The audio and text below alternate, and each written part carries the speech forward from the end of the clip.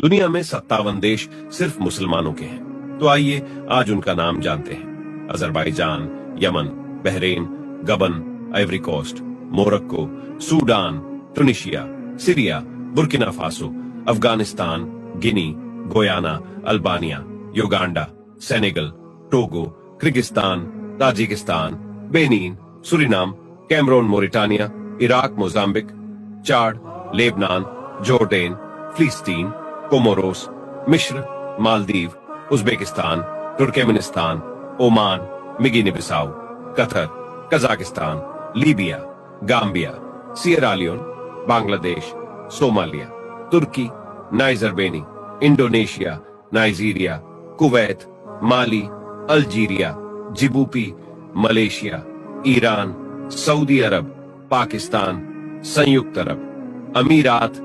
ये सुनकर अगर आपको मुस्लिम